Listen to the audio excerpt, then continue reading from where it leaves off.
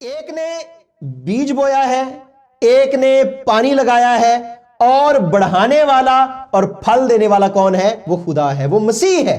پالوس جب اس کو دیکھتا تو وہ کہتا ہے کہ مسیح کی صلیب جو ہے وہ آگے بڑھنی چاہیے، مسیح آگے بڑھنا چاہیے، نہ کہ پالوس بڑھنا چاہیے، نہ ہی اپلوس بڑھنا چاہیے، بلکہ مسیح آگے بڑھنا چاہیے۔ اور کلام مقدس میں وہ اس بات کو ہمارے سامنے مثال کے طور پہ رکھتا ہے، وہ ایک مثال بنتا ہے۔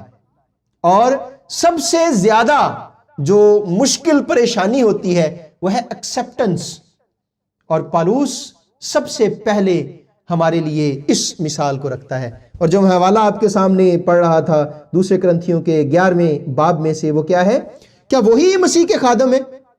میں زیادہ تر ہوں، میں کس چیز میں زیادہ ہوں؟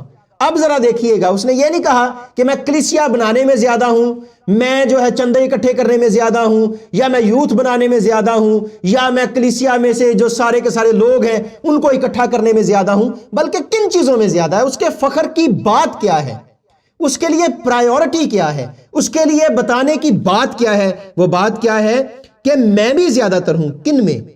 محنتوں میں زیادہ، قید میں زیادہ، کوڑے کھانے میں حد سے زیادہ، 12 موت کے خطروں میں رہا ہوں، میں نے یہودیوں سے 5 بار ایک کم 40 کوڑے کھائے۔ اب آپ دیکھیں کہ یہودیوں کی جو شریعت تھی اس میں اگر کسی کو 40 کوڑے لگ جاتے تھے تو اس پہ دوبارہ سزا کا حکم نہیں رہتا تھا۔ اس کی محبت، اس کی دیوانگی خدا کے ساتھ دیکھیں کہ وہ کیا ہے۔ ہم تو ذرا سی مصیبت آ جائے، ذرا سی پریشانی آ جائے تو ہم چرچ بدل لیتے ہیں، اور ہم تو خدا سے منحرف ہو جاتے ہیں۔ ہمارا کوئی عزیز خدا اپنے پاس بلا لے تو ہم خدا کو تانے دینا شروع کر دیتے ہیں کہ خداوند تجھے پتہ نہیں ہے کہ اس کے بچے چھوٹے ہیں، خداوند تجھے پتہ نہیں ہے کہ اس کا روزگار نہیں ہے۔ اگر خداوند کو نہیں پتا تو پھر کس کو پتا ہے؟ اس سے زیادہ کون پیار اور محبت مجھ سے اور آپ سے کرتا ہے؟ وہ کہتا ہے کہ میں نے 5 بار ایک کم 40 کوڑے یہودیوں سے کیا کیے ہیں؟ کھائے ہیں۔ اور یہودی اسے ایک کوڑا چھوڑ دیتے تھے تاکہ پھر اس کو پکڑ سکیں، اور اسے 39 کوڑے مار کے کہتے تھے یسوع کا انکار کر۔ لیکن اس کی دیوانگی دیکھیں کہ وہ بندہ یسوع کا انکار نہیں کرتا۔ پھر پکڑا انہوں نے کہا یسوع کا انکار کر، وہ یسوع کا انکار نہیں کرتا۔ اور اس کے بعد کیا ہے کہ میں نے 3 بار بیعت کھائے، 1 بار سنسار کیا گیا، 3 مرتبہ جہاز ٹوٹنے کی بلا میں پڑا، 1 رات دن سمندر میں کاٹا، 12 سفر میں رہا، دریاؤں کے خطروں میں، ڈاکوؤں کے خطروں میں، اپنی قوم سے خطروں میں، غیر قوموں کے خطروں میں، شہر کے خطروں میں، بیابان کے خطروں میں، جھوٹے بھائیوں کے خطروں میں، محنت اور مشقت میں، 12 بیداری کی حالت میں، بھوک اور پیاس کی مصیبت میں، 12 فاقہ کشی میں، اور ننگے پن اور سردی کی حالت میں رہا ہوں۔ اور پھر پالوس کہتا ہے مجھے مسیح کی محبت سے کوئی چیز جدا نہیں کر سکتی۔ اب آپ دیکھیں کہ یہ کہنا بڑا آسان ہے لیکن یہ کرنا بڑا مشکل ہے۔ اب آپ سوچیں کسی بندے نے اتنی مار کھائی ہو، کسی بندے نے اتنے کرسچن کیے ہو، کسی بندے نے بائبل میں اتنا بڑا حصہ ادا کیا ہو، کسی بندے نے جو سارا نظام ہے وہ دیا ہو، اور اس کے بعد خدا سے کوئی عرض کرے۔ عرض کیا تھی؟ عرض تھی میرے جسم میں یہ جو شیطان کا قاصد ہے وہ ایک کانٹا چبوتا ہے۔ اس نے کرنتھیوں کے خط میں یہ بات کی، اور اس نے کہا کہ اے خداوند یہ مجھے بہت زیادہ تنگ کرتا ہے۔ اور پھر کیا ہے کہ میرے جو ہے اور مکاشفوں کی زیادتی کے باعث میرے پھول جانے کے اندیشے سے میرے جسم میں کانٹا چبویا گیا، یعنی شیطان کا قاصد، تاکہ میرے مکے مارے اور میں پھول نہ جاؤں۔ اس کے بارے میں میں نے 3 بار خداوند سے التماس کیا کہ یہ مجھ سے دور ہو جائے۔ اب آپ سوچیں کہ آپ خدا کے لیے اتنا کچھ کریں، کوئی دوست ہو، کوئی پیارا ہو، وہ آپ کے لیے بہت کچھ کرے، آپ کے لیے ساری چیزیں کرے اور آپ کے لیے جی جان سے کام کرے، تو آپ سے کوئی وہ کچھ مانگے تو آپ تو اس کے لیے آؤٹ آف دا وے جا کے بھی کام کرنے کی کوشش کریں گے۔ اب آپ سوچیں کہ اتنا کام جو پالوس نے کیا ہے، پالوس کی ریڑھ کی ساری ہڈی خراب تھی، اور آپ سوچیں کہ ریڑھ کی خراب ہڈی کے ساتھ اس نے سب سے زیادہ مشنری سفر کیے، ریڑھ کی خراب ہڈی کے ساتھ اس نے کلام مقدس میں سب سے زیادہ حصہ ادا کیا، ریڑھ کی خراب ہڈیوں کے ساتھ یا مہروں کے ساتھ اس نے کلام مقدس میں سب سے لمبا پیغام دیا، اور اس نے خدا سے التماس کی۔ اب آپ سوچیں، آپ کسی دوست سے کچھ مانگنے جائیں اور آپ دوست سے کہیں کہ مجھے یہ چیز چاہیے، تو چیز دینا یا نہ دینا تو دور کی بات، آپ کا دوست آپ کو جواب ہی نہ دے، آپ کے دل پہ کیا گزرے گی؟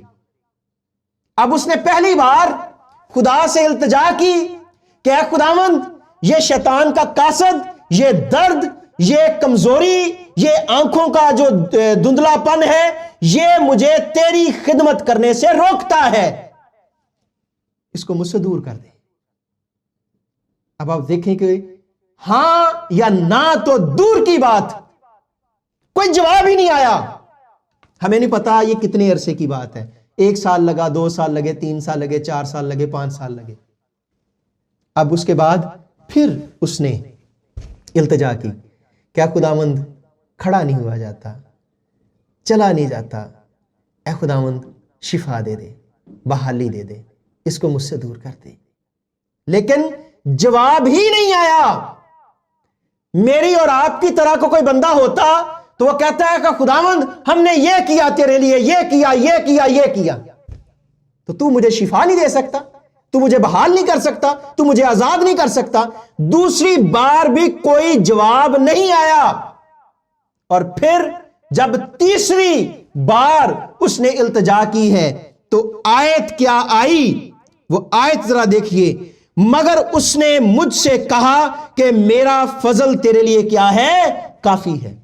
اس فضل کے ساتھ اس کمزوری میں اس نے وہ کچھ کر دیا جو تندرست نہ کر سکے، اس کمزوری میں اس نے وہ کچھ کر دیا جو آج ہم گاڑیوں کے ساتھ، بائک کے ساتھ اور ہوائی جہازوں کے ساتھ نہ کر سکے، اس نے خدا کے فضل سے کر دیا۔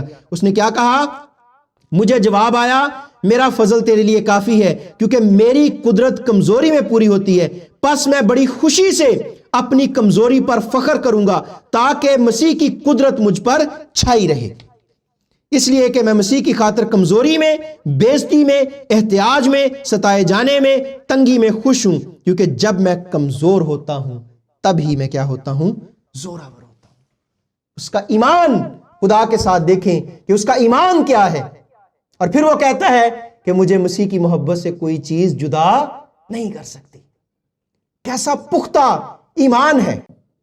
اعمال کی کتاب کے 16ویں باب میں جب پالوس اور سیلاس چوک میں کھڑے ہو کے گواہی دے رہے ہیں، اور جب گواہی دے رہے ہیں تو وہاں پہ ان کو آ کے سپاہی پکڑ لیتے ہیں، اور جب سپاہی ان کو پکڑ لیتے ہیں ان کو بیعت لگاتے ہیں، ان کے کپڑے اتار دیتے ہیں اور ان کے پاؤں میں کیل ٹھوک دیتے ہیں اور ان کو کاٹھ میں ٹھوک دیتے ہیں۔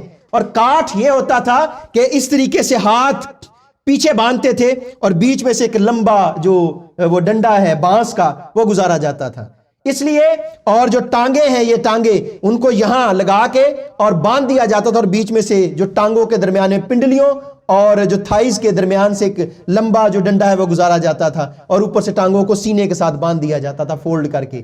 اور آپ دیکھیں کہ وہ کروٹ بھی نہیں لے سکتے۔ ایک بندے کی ریڑھ کی ساری ہڈی خراب،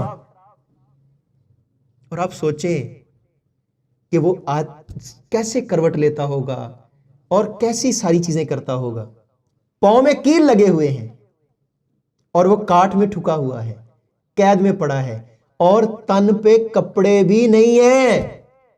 اب آپ سوچیں، اور جب اس کے پاؤں میں کیل لگے، اسی لیے تو وہ کہتا ہے کہ میں مسیح کے ساتھ مصلوب ہوا ہوں، اس لیے کہ میرے یسوع کے بھی کیل لگے، میرے یسوع کے تن پہ بھی کپڑے نہیں تھے۔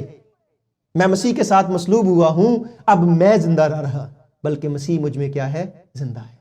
اور وہ سلاس کو کہتا ہے سلاس ایسے موقع بار بار نہیں ملتے. خدا نے سٹیج لگا دیا ہے ہمارے لیے کہ ہم خدا کی بشارت کریں. اب موقع ہے بشارت کرنے کا. پاؤں میں کیل لگے ہوں، تن پہ کپڑے نہ ہوں، کاٹ میں بندہ ٹھکا ہو تو ہائے ہائے نکلتی ہے، ستائش نہیں نکلتی. اور اس کی زبان سے خدا کی ستائش نکلتی ہے. کیا لکھا ہے جو اعمال کی کتاب کے 16ویں باب میں لکھا ہے کہ وہ حمد کے گیت گاتے ہیں. میں ایک جگہ پہ پیغام دے رہا تھا تو میں نے کہا کہ جو غزل ہے اس کا مطلب کیا ہے. تو سب سے اچھی غزل کس نے گائی ہے؟ تو کسی نے کس کا نام لیا، کس نے کس کا نام لیا. تو میں نے پوچھا کہ غزل کس کو کہتے ہیں؟ تو انہوں نے کہا جی کہ محبوب سے باتیں کرنا اور یہ اور وہ اور ایسے ایسے جو بھی ہے. جو غزل کا مطلب ہے وہ یہ ہے کہ جب کوئی بھیڑیا، جب کوئی درندہ، جب کوئی شیر، جب کوئی چیتا کسی ہرنی کو پکڑتا ہے اور اس کے گلے کو دباتا ہے اور اس کے گلے سے جو آخری آہ بری درد بری آواز نکلتی ہے اس کو غزل کہتے ہیں. اب آپ سوچیں کہ پالوس کیل پاؤں میں لگے ہوئے ہیں، بینت لگے ہیں، اس کو تن پہ کپڑے نہیں ہیں، تو وہ حمد کے گیت گا رہا ہے. اس میں سرور کیا ہوگا، اس میں مزہ کیا ہوگا، اس میں روحانیت کیا ہوگی جو پالوس گا رہا ہے. وہ سلاس کو کہہ رہا ہے سلاس ایسے موقع بار بار نہیں ملتے یسوع کے نام کو جلال دینے کے لیے. دیوانہ ہے وہ یسوع کا، اس کو کیلوں کا درد نہیں ہے، اس کو اپنے تن کی فکر نہیں ہے، اس کو فکر ہے یسوع کی کہ اگر کہیں میری جان نکل گئی تو کوئی مسیحی ہونے سے رہ نہ جائے، کوئی مسیح کی بشارت پانے سے رہ نہ جائے.